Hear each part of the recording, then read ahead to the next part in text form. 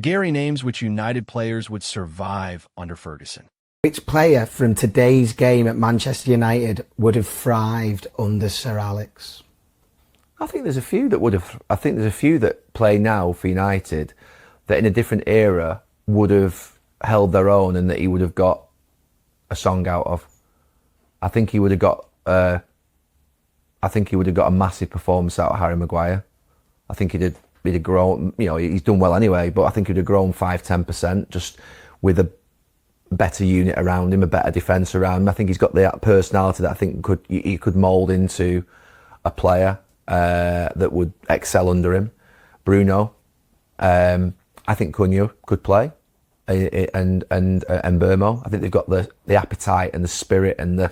Do you know that little bit of they go for it? You know what I mean? You think about sort of their running power and their speed and their directness. Ahmad, I think, would get definitely a gig under Sir Alex because I think he's again direct. He beats players. He gets from box to box quickly.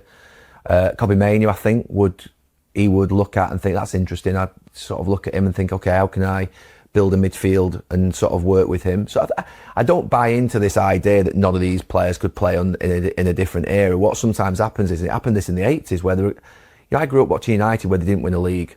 But on that pitch was Paul McGrath, Brian Robson, Norman Whiteside, Mark Hughes, Martin Buchan, players like that were Joe. These were great players. So I don't buy into this theory that players who haven't played in a title-winning team can not. It's just timing. Now you could argue they're part of the problem because they're playing, but then if you've not got the right manager, you've just got missing ingredients. You've got another great team like Pep's Manchester City, or you've got Liverpool's Klopp, or you've got in the 70s and 80s, obviously Kenny Dalglish's, Bob Paisley's Liverpool. It's just sometimes it doesn't fit.